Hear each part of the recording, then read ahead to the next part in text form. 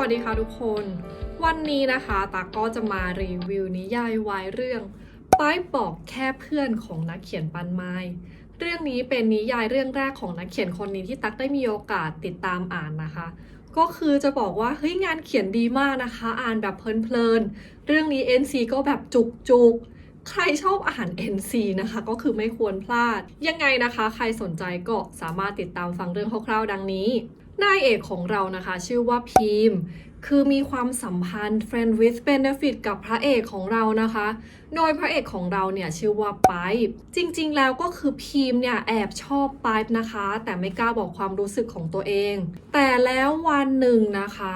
ไปป์ก็คือมาขอจบความสัมพันธ์ friend with benefit กับพีมนะคะโดยเหตุผลของไปป์ก็คือว่าไปป์เบื่อพีม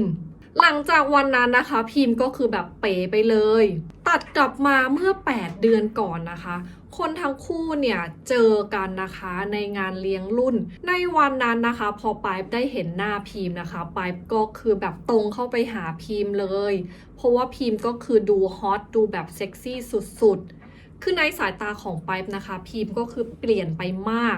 ในอดีตพิมพ์จะดูแบบเป็นเด็กเนิร์ดในห้องนะคะแต่ตอนนี้ก็คือแบบฮอตสุดๆในคืนนั้นนะคะไปป์ก็คือชวนพิมพ์ออกไปแบบนอกรอบด้วยกันและคืนนั้นคนทั้งคู่ก็แบบมี NC แซบๆกันอาจจะเพราะว่าเซ็กที่เข้ากันได้ดีนะคะพิมพ์ก็เลยตัดสินใจนะคะขอมีความสัมพันธ์ friend with benefit กับไปป์นะคะและไปป์ก็คือตอบตกลงตัดกลับมาที่ปัจจุบันนะคะตอนนี้ก็คือเป็นเวลา2 อาทิตย์แล้วนะคะหลังจากที่โดนบอกเลิกความสัมพันธ์ friend with benefit พิมพ์นะคะก็คือคิดได้นะคะว่าเขาเนี่ยควรที่จะ move on นะคะไม่ควรที่จะคิดถึงไปอีกต่อไปตอนนี้นะคะพิมพ์ก็คือเจอเด็กใหม่นะคะใน Tinder โดยเด็กคนนี้นะคะมีชื่อว่า Time เป็นคนที่ตรงสเปคของพิมพ์ในหลายๆอย่างนะคะดังนั้นพิมพ์ก็เลยตัดสินใจนะคะที่จะไปเจอไทม์แต่แล้วนะคะวันที่เขาเนี่ยไปเจอไทม์บังเอิญว่าพิมพ์เนี่ยแอบไปเห็นไปป์นะคะกับผู้หญิงคนหนึ่งในห้างโดยพิมพ์นะคะเห็นว่าคนทั้งคู่แบบสนิทกันมากนะคะแล้วไปป์ก็คือแบบยิ้มอย่างอ่อนโยนให้กับผู้หญิงคนนั้นเอาจริงๆนะคะทุกคนคือจริงๆผู้หญิงคนนั้นนะคะคือเป็นแค่น้องสาวของไปป์นั่นเองนะคะแต่พิมพ์ก็คือคิดไปแล้วนะคะว่าไปป์เนี่ยก็คือได้ move on ไปหาผู้หญิงคนอื่นแล้วเอาเป็นว่านะคะอาจจะเพราะว่าพิมพ์ก็คือแบบอยากที่จะลืมไปป์นะคะบวกกับไทม์ก็เป็นคนที่แบบตรงสเปคนะคะในคืนนั้นนะคะพิมพ์ก็เลยมี NC แซบๆกับไทม์แต่ในขณะที่มี NC กันทุกคนคือคืนนั้นนะคะไปป์ก็คือพยายามโทรมาหาพิมพ์นะคะแต่พิมพ์เลือกที่จะไม่รับโทรศัพท์จากไปป์และในเช้าวันต่อมานะคะไปป์ก็คือมาหาพิมพ์ที่ห้องนะคะเอาขนมมาให้นะคะแล้วก็แบบมาถามมาแสดงความห่วงใยต่างๆนานาซึ่งพิมพ์ก็คือแบบงงนะคะคือแบบไม่ได้ดีใจนะคะที่ไปป์ยังแสดงความห่วงใยให้กันนะคะเพราะว่าความสัมพันธ์ของคนทั้งคู่เนี่ยมันควรที่จะแบบจบไปแล้วนะคะดังนั้นเนี่ยในสายตาของพิมพ์ก็คือไปป์เนี่ยไม่ควรจะมาเหมือนให้ความหวังพิมพ์อีกต่อไปทางฝั่งของไปป์นะคะพอเขาไปเจอพิมพ์นะคะเขาไปเห็นพิมพ์มีผู้ชายคนใหม่อยู่ในห้องนะคะไปป์ก็คือรู้สึกแบบหงุดหงิดสุดๆนะคะรู้สึกไม่พอใจรู้สึกเฮ้ยทำไมพิมพ์มีผู้ชายคนใหม่แล้วคือตอนนั้นนะคะไปก็คือยังไม่รู้ใจตัวเองนะคะว่าไอ้ที่ตัวเองเป็นอยู่ก็เพราะว่าแบบคือหึงหวงนั่นเอง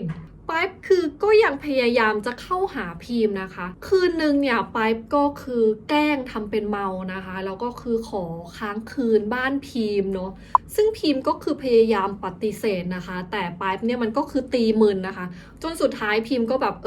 ค้างด้วยก็ได้อะไรอย่างเงี้ยนะคะซึ่งแน่นอนนะคะไปมันก็คือแบบดีใจแต่สำหรับพิมพ์นะคะการกระทำของไปเนี่ยไม่ได้ทำให้เขารู้สึกดีนะคะ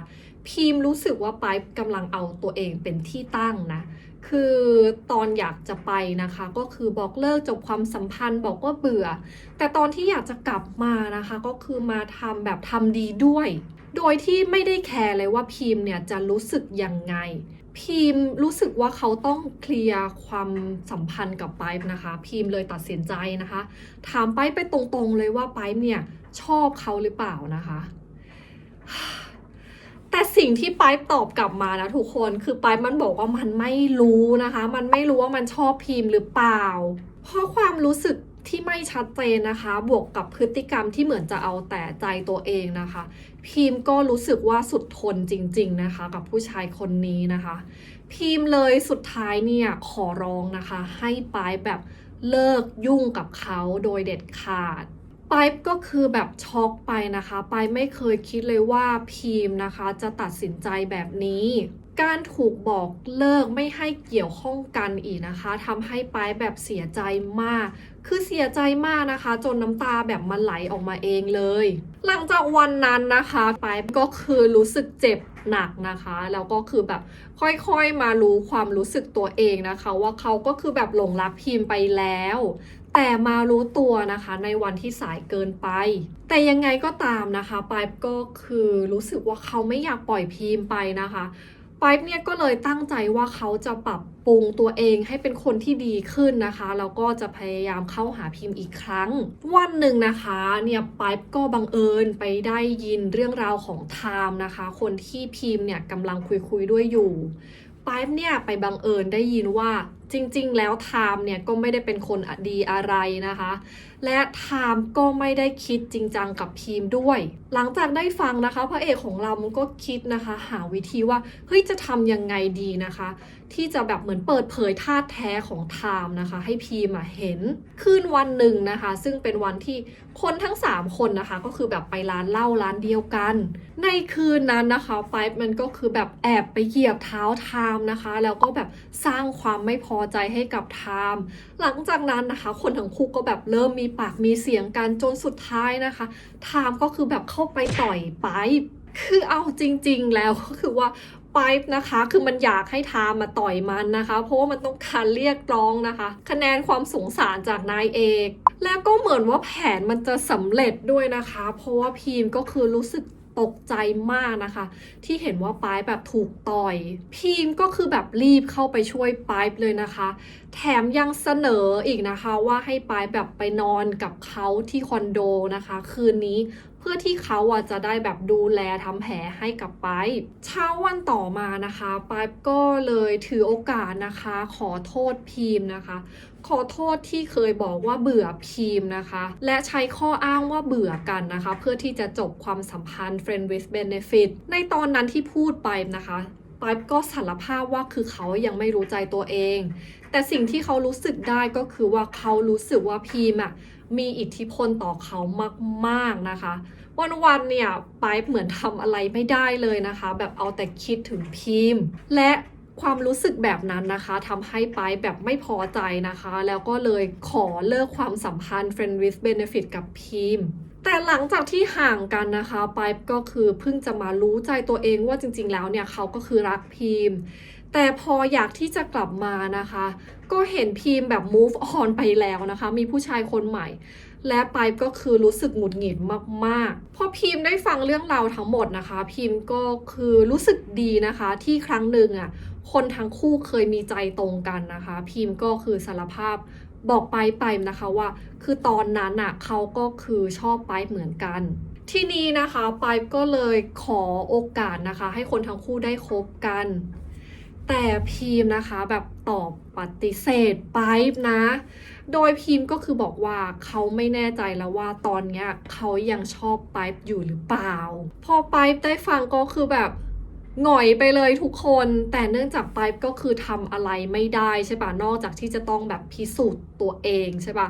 ดังนั้นนะคะไปก็เลยขอโอกาสที่จะรอพิมพ์นะคะแล้วก็ขอโอกาสที่จะจีบพิมพ์หลังจากนั้นนะคะไปก็คือตามจีบพิมพ์ไปเรื่อยๆนะคะเป็นเวลาทั้งหมด1 ปีเลยทุกคนไปก็คือแบบเปลี่ยนเป็นคนใหม่นะคะปรับปรุงตัวเองเป็นคนที่ดีขึ้นไม่เอาแต่ใจตัวเองแล้วนะคะคือไม่ได้คิดถึงตัวเองก่อนนะคะมีอะไรก็คือแบบจะถามพิมพ์ด้วยนะคะแล้วก็คือแบบดูแลเทคแคร์พิมพ์อย่างดีนะคะจนวันหนึ่งเนี่ยพิมพ์ก็คือใจอ่อนนะคะแล้วก็คือแบบ ตอบตกลงนะคะคบกับไปป์อย่างเป็นทางการ และนั่นนะคะก็คือตอนจบนะคะของนิยายวายเรื่องไปป์บอกแค่เพื่อนนะคะของนักเขียนปันไม้นิยายเรื่องนี้นะคะมีตอนพิเศษทั้งหมด5 ตอนนะคะโดยตอนพิเศษก็คือแบบไม่มีอะไรมากทุกคนเอาจริงๆก็คือแบบมีแต่ NC นะคะ NC ในวันสำคัญต่างๆอะไรแบบนี้นะคะแล้วก็มีพวกฉากหวานๆนะคะโดยสรุปนะคะนิยายเรื่องนี้ก็คือสนุกนะคะถึงแม้ว่าพล็อตจะไม่ได้แบบแปลกใหม่อะไรนะคะแต่ว่าสไตล์การเขียนก็คือแบบเฮ้ยสนุกนะคะอ่านแบบเพลินมากอะทุกคนเรื่องนี้ตักอ่านแป๊บเดียวก็คือแบบจบเลยขอบอกว่าเรื่องนี้ฉาก NC เยอะมากใครเป็นคนที่ชอบอ่านแบบ NC เยอะๆนะคะก็คิดว่าถ้าไปตามอ่านเรื่องนี้นะคะคือต้องไม่ผิดหวังนี่ก็คือรีวิวคร่าวๆนะคะของเรื่องไปบอกแค่เพื่อนถ้าใครชอบคลิปวิดีโอนี้นะคะก็คืออย่าลืมกดไลค์กดแชร์กด subscribe นะคะ